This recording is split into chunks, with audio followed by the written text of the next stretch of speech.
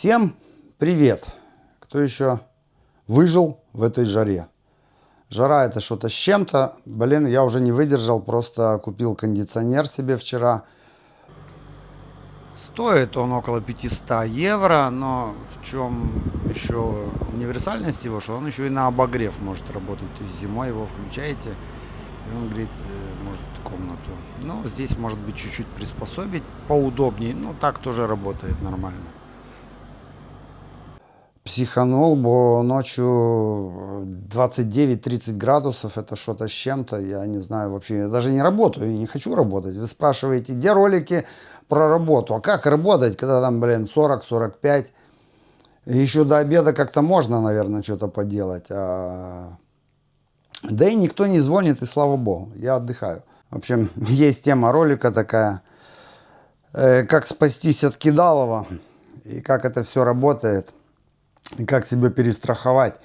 Жена моя просила не делать такой ролик, потому что он касается ее брата. Помните, я вам рассказывал, что должен был поехать во Францию, все обломалось. Вкратце напомню новым зрителям, что моя подписчица мне предложила поехать во Францию и отремонтировать ее дом. Мы договорились за 4000 евро, но потом я хотел немного подкорректировать все эти нюансы. Думаю, Франция дорогая страна. Оказывается, я забыл, не подумал, что там дорогие сигареты, а я курю. Ну, в общем-то, я рассчитывал, может, брошу, потому что она говорит, там психотерапевт и избавляет там от всяких зависимостей. Во-вторых, знаете, все-таки ты в командировке. Ну, хоть она и говорила, что я вам оплачу там билет туда-сюда, вроде бы выгодно, но я хотел все-таки нюансы уточнить. Потому что Виталик мне сказал, что у нее какое-то странное расписание, она какая-то такая... Ну, в общем, я боялся какого-то там рабства. И на эту тему сделал ролик. Но продолжение это есть. Потому что Виталик еще там. И нет, он уже сейчас в Норвегии. То есть ему надо было фактически для него, я ему предложил, человеку надо сделать 3 ходки. Буса перегнать с Норвегии во Францию, потом обратно в Норвегию и обратно во Францию. То есть я не очень разбираюсь в ценах на эти перевозки, но посмотрел в интернете. В общем, такая поездка, она стоит минимум 500 евро, потом 700 и до 1000. Как договоритесь, у кого как. То есть мы это тоже обговорили, как она будет платить Виталику. Но здесь же не так, что ты приехал, отдохнул, опять поехал, опять отдохнул. Знаете, что это сплошная поездка. Он ей помогал там по каким-то работам. То есть, по идее, он должен был дождаться меня. Но меня она уже больше не позвала. Я показался ей слишком наглый со своими условиями. Хотя условия я предложил обговорить. Но человек пропал, просто испарился. Ничего мне не ответил. Просто уже даже этот поступок... Я понял, что слава богу, но представьте себе, вы ведете переговоры, как будем работать, расписание, деньги, ну, то есть более точные все эти самые, расписать мелочи всякие. А человек не хочет. А знаете, договориться 4000. А когда я буду начинать работу? А как я буду работать в такую жару? А как там жить, спать, есть? В общем, куча нюансов есть, которые я не знаю, которые хотел бы обговорить. Находит она другого человека. Другой человек ей сказал сразу 5000 евро. А если не 5,5, я не знаю, не понял точно. Вроде 5,5 жена говорила. Причем он не собирается там сидеть целый месяц, потому что он где-то с Бельгии или откуда, тоже украинец, вроде бы. Говорит, я 2 недели работаю, еду к семье, отдохну дома, потом вернусь. И это действительно шикарно, потому что ты можешь какие-то там дела порешать, можешь какие-то колымы, там кто-то тоже позвонил, не теряешь клиентов там, отдыхаешь мозгами. А вот так вот месяц, представьте себе, в рабстве, в чужом доме жить, непонятно как, где спать и в каких условиях. Это напряженно для психики. И ничего, она согласилась, получается. Ну, видимо, сколько она может там выпендриваться, как бы в следующий раз не сказали еще хуже. То есть мои условия были лучше или были бы такие же? У Виталика что получается? Что опять же он курит. На данный момент он к ней вылетел где-то 20 числа прошлого месяца. То есть он уже там почти месяц находится. Сейчас только пошла вторая поездка. Получается, что он 3 недели там просидел. Фактически ему это не надо было. Как работник, как я не знаю кто. Но, Виталик, я тебе это объясняю, что эти 3 недели, чтобы тебе как-то жить, существовать, я понимаю, что тебя кормили там каким-то рисом, то есть не тем, что ты любишь, и не так, как ты любишь жить. Ты под человека подстраивался, ты себя отдал ей фактически как рабочий. Но тебе же должны были эти 3 недели оплатить. Да, мы с ней договорились, что 2000 евро она ему заплатит и с его работой, и с этими переездками. То есть 1500 переезд и 500 евро типа как работнику. А теперь что получается? Я объясняю вам суть. Потому что эти 3 недели, которые он прожил, получается 500 евро за поездку, окей, плюс-минус. И за каждую неделю она ему должна была заплатить. Работал он, не работал. С какого перепуга человек должен бросить свою семью и просто сидеть, ждать следующей поездки без зарплаты? Зачем ему это надо? Это твои проблемы. Что ты там кого-то ждешь, что-то там планируешь, что-то у тебя не получается. Плати мне деньги, я буду сидеть ждать. Хоть какие-то деньги, опять же, хотя бы на те же сигареты, на какие-то пряники. Я прав или нет? 3 недели он просидел за 1000 евро во Франции. Человек, который в Норвегии зарабатывает нехилые бабки. С какого это перепуга? Так вот я говорю, что в этой ситуации, Виталик, ты должен взять за эти 2 недели деньги какие-то, чтобы хотя бы тебе компенсировалось.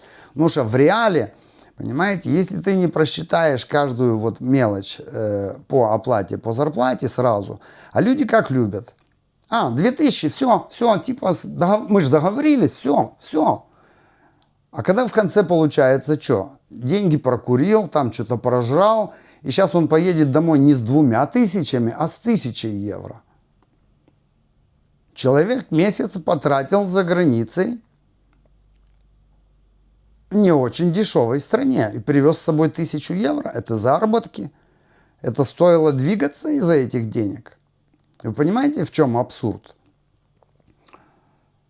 Она ему еще ничего не выплатила до конца. Я ему просто объясняю. Я сейчас тебе объясняю, Виталик, что ты должен сейчас, пока ты в Норвегии, взять с нее деньги. И вы меня тоже смотрите, я вам тоже объясняю.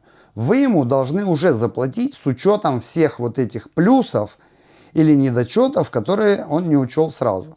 Потому что так же, как и в моей работе, я всегда людям объясняю, почему я ставлю такую цену за месяц, если это нету сметы. И почему я не очень всегда люблю сметы, потому что люди хитрят. В смете написано одно, то есть перечень работ, но они всегда прибавляются. Ну, всегда вам фишка какая-то приходит, я бы здесь сделала по-другому или что-то бы сделала там больше. И когда ты начинаешь, и человек психологически рассчитывает, я войду в 10 тысяч. А потом со своими хотелками он выходит 12, 13, а он не готов. То ли этих денег вообще у него нету, хотелки-то есть, и денег нету. И начинается нервозность. Вот это самая большая проблема в каких-то договоренностях. Поэтому я сейчас в данной ситуации объясняю, что ты сейчас с учетом этого всего, она в жопе сейчас находится. Ты ей нужен, ты можешь свои правила устанавливать. Знаете, что она ему сказала? Нет, будет так, как я сказала, так, как я хочу, так, как мне удобно. То есть она хочет, чтобы по приезду во Францию, когда они приедут, она ему отдала 700 евро, как она посчитала, что она ему должна. А почему человеку, если ты честный, если вы честные, а в чем проблема ему заплатить сразу при выезде с Норвегии? Чтобы человек ехал спокойно, без нервов. Ведь человек будет ехать и нервничать по-любому, а заплатит, а не заплатит, а почему сейчас не платит. Нет, вы его напрягаете, держите в напряжении. И меня тоже, потому что получается, что я его подставил под это дело. Так вот, я вам говорю, что я Виталику говорю, что если вы не заплатите ему в Норвегии, посреди дороги он останавливается на любой заправке и говорит, я больше не еду, пока вы не дадите мне вот эту сумму. Все. Будете стоять, вы будете ему ставить условия. Виталик привык жить в машинах, ездить в машинах, ему не проблема. А вы будете со своими собаками, которые у вас в багажнике будут, он еще собак сейчас будет вести, будете сидеть и выпендриваться там. В чем проблема у вас сейчас ему заплатить? И почему вы не хотите ему доплатить все эти неустойки, которые произошли, вот как я объяснил? Человек 3 недели, хорошо, неделя поездка, оставим. И он вас ждал там, он ждал ее там, у нее там головные боли были. Он, наверное, неделю там просидел или дня 3-4 в Норвегии, ждал выезда. Я понимаю, что вы ему дали где спать, что кушать. Поверьте, он мог бы в Украине сидеть и кушал бы, и свою жену, извините, трахал.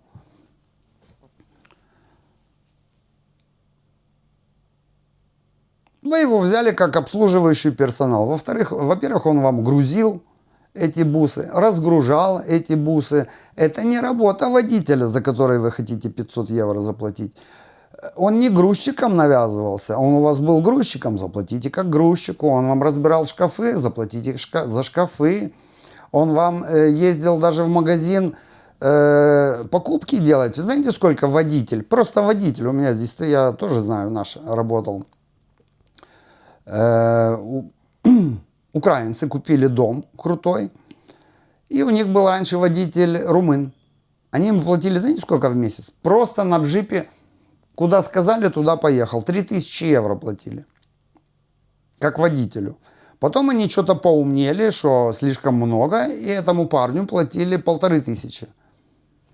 То есть она приехала на работу, пока она там ходит, он сидит, ее ждет. Она вышла, поехали туда, все.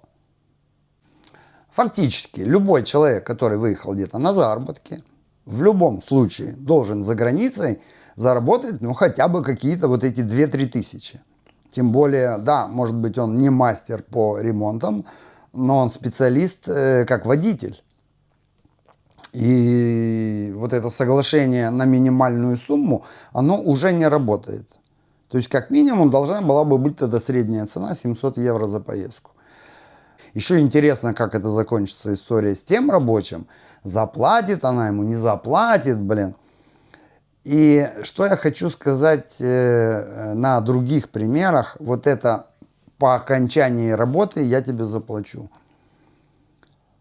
Я вскользь так рассказывал, повторюсь, опять же, есть новые зрители. Работал я с Марьяном, с румыном соседом. На Пьяцца Испании в отеле, какой-то там на ММ, ну такой он довольно симпатичный, крутой.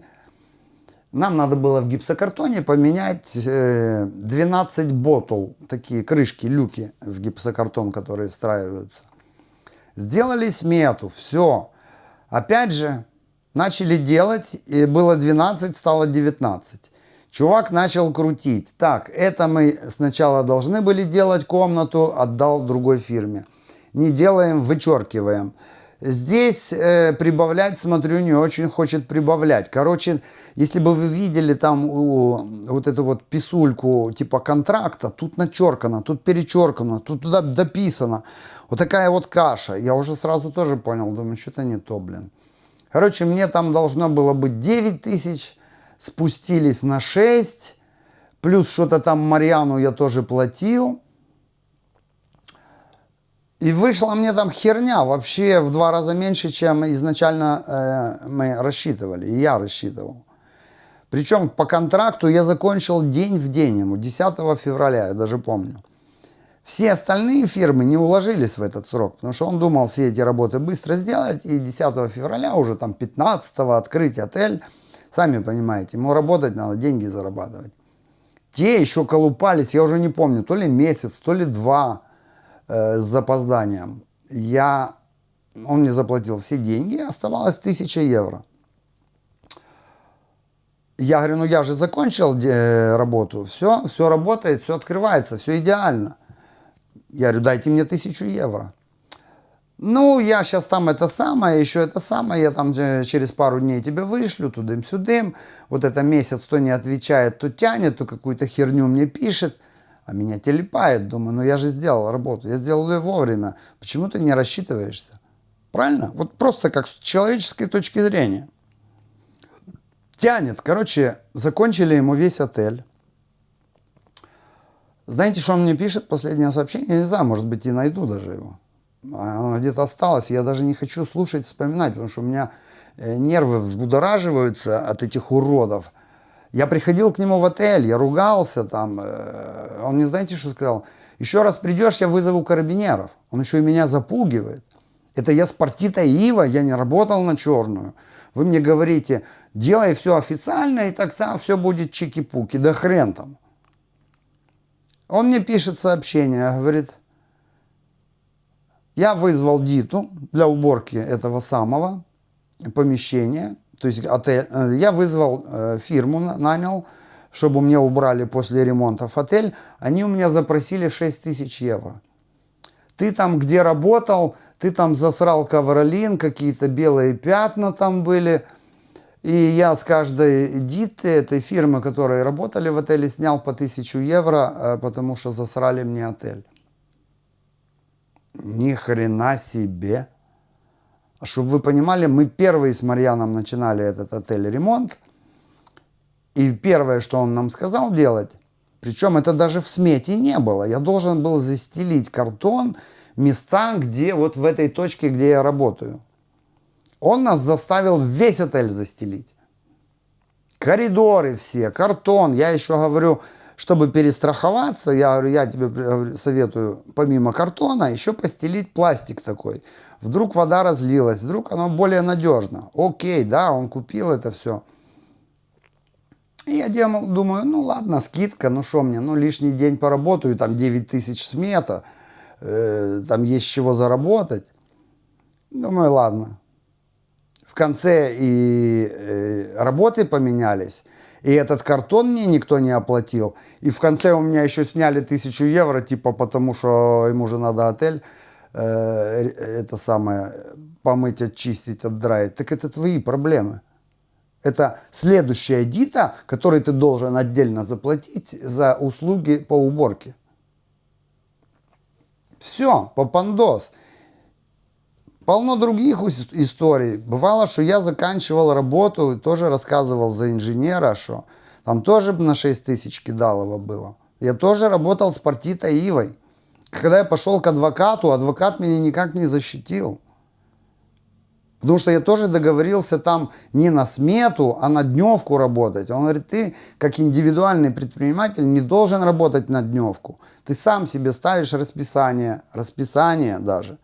Ты сам говоришь цену, за которую ты сделаешь эту работу. Но там тоже было сложно. Договорился, причем за маленькую зарплату.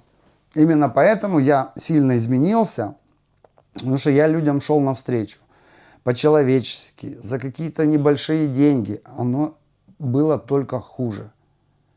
Поэтому извините меня, если уже идти на работу, если договариваться, это не наглость, договариваться за нормальную цену, и даже если тебя и где-то и кинут на какую-то 1000, при нормальной смете все равно у тебя будет какой-то заработок. А если ты идешь на минимум, тебя еще кидают, как с Виталиком в данном случае, что ты не учел, тынь-тынь-тынь, ты работу сделал, месяц потерял, смотришь деньги, 1000 евро.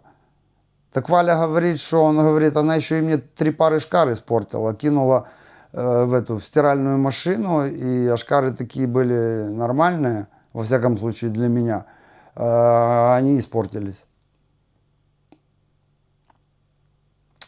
Вот это я вам хочу объяснить, что как бы красиво все не выглядело в начале работы, вы месяца пашете, если кто-то на выезде еще и приезжаете сюда, вы себе там посчитали, как оно будет, да хер оно так будет.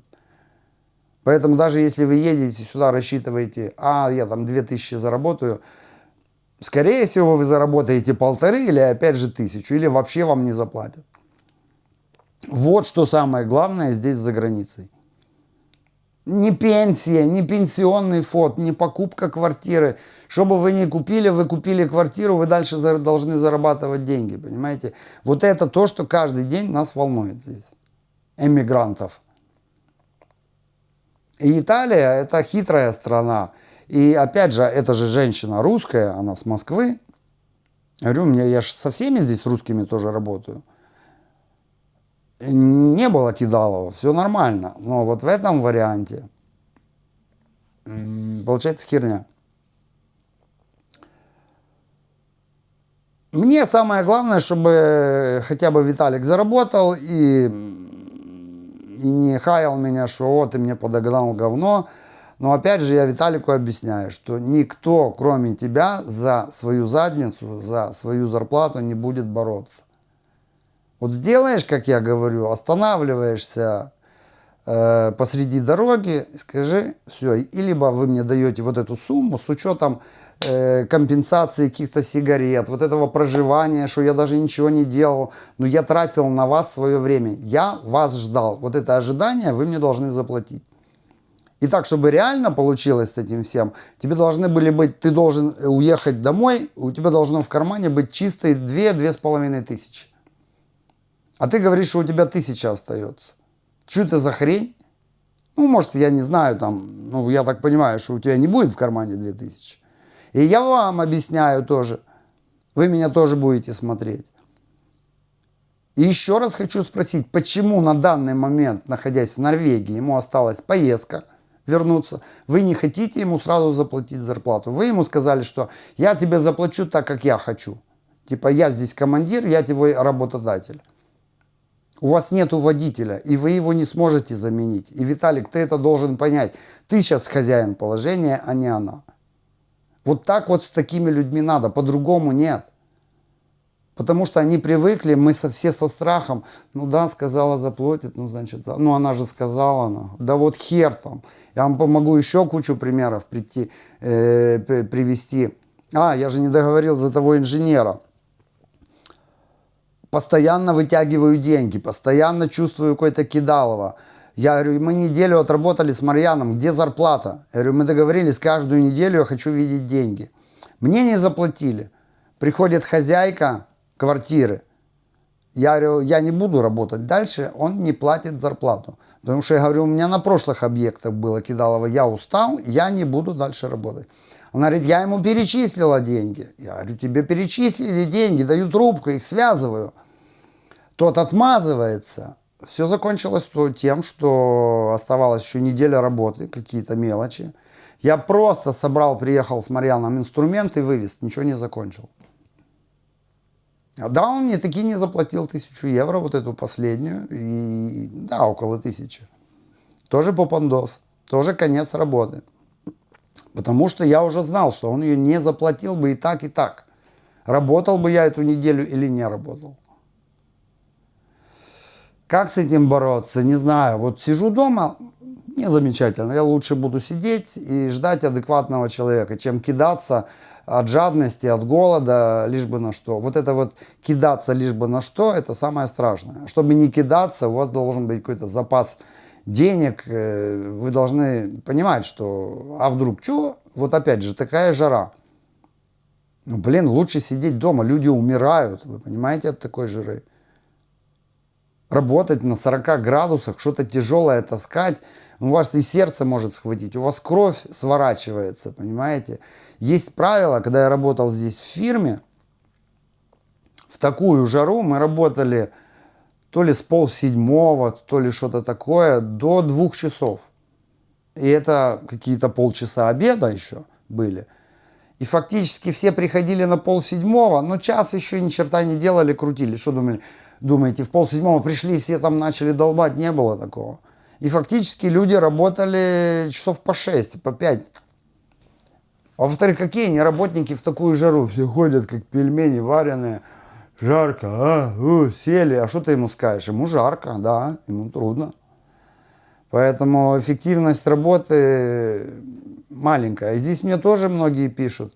о, да нахер ты такой работник по 6 часов работать. Я вам клянусь, что если бы вы присмотрелись, и я присматриваюсь, сколько люди на самом деле работают, они так и работают.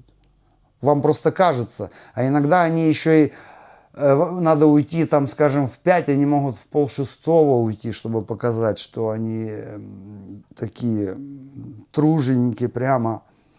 Но вы не видите, когда он приходит на 7, что он час ничего не делает, что он какую-то дурную работу растягивает. То в туалет человек пойдет, там бывает, работаешь в таких местах, туалета нету. Ну так, да, это там ходят, кто в ведро, кто что. Ну, а что я буду в ведро? Я в бар пойду. И вот он пошел, блин, полчаса туда, обратно, еще, блин, про это самое. А у меня что-то понос сегодня. И он так 5 раз может ходить в туалет за день. Один белорус, помню, пацан, гинеколог работал. Ни черта не умел вообще, ему платили там вообще какие-то копейки какие-то, ну это было 15 лет назад, какие-то 35 евро, ну 40 евро платили. Там ходил, подметал просто. Говорят ему, вода кончилась, иди сходи в магазин. Ушел. Блин, минут 40 его не было, до магазина 5 минут идти, ну 7. И нету, и нету. А я стою, что-то там крашу в салоне. Слышу какой-то такой, знаете, такой, ну, что это такое? Подхожу к двери, открываю дверь, а он там стоит. Блин, я, говорит, я уже здесь полчаса стучу. Я говорю, вот так? Чтобы вдруг не услышал кто-то. Ныкается, шкерится, понимаете? И сколько я таких замечал. Дают человеку, ну, там, прошпаклевали баню, ванную комнату, прошкурить. Он закрывает дверь, поставил лестницу и шкурит.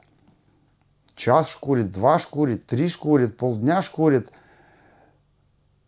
Работы там было, блядь, ну, на 1,5 часа, знаете, максимум. Человек может целый день там сидеть. Зачем?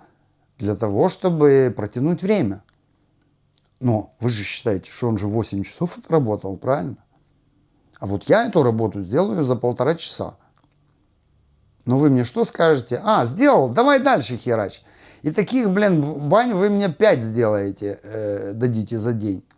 Они пошли бы вы, блин, в задницу. Ну, вы понимаете, о чем я. Ладно, все. Такая вот фигня по работе. Не знаю, кому полезно. Пишите, что думаете вы. Что случалось у вас, так мы будем... Поймите, такие ролики должны давать силы и понимание людям, которые живут, работают в страхе, как быть, как справляться. Потому что любой, кто платит деньги, или работодатель, у которого есть опыт, ему очень легко вас надуть. Он знает вашу психологию, он знает, уже 10 раз так пробовал, типа, не-не, я тебе в конце, я тебе в конце, я тебе в конце. И как бы вы там не хорошо получили в процессе работы, последняя вот эта зарплата, вы можете остаться без нее. Это самое опасное. Поэтому, если вы изначально запросили немного завышенную зарплату с учетом, а вдруг, то даже если он вам не заплатит, вы все равно будете на нормальной зарплате. Всем пока. Спасибо за лайки, комментарии, подписки. Ну, кому не жалко, и донаты. Для донатов в описании канала, кстати, кто там хочет какие-то вопросы по Телеграму, там есть и PayPal, и Telegram, и Revolut карточка у кого есть. Чао.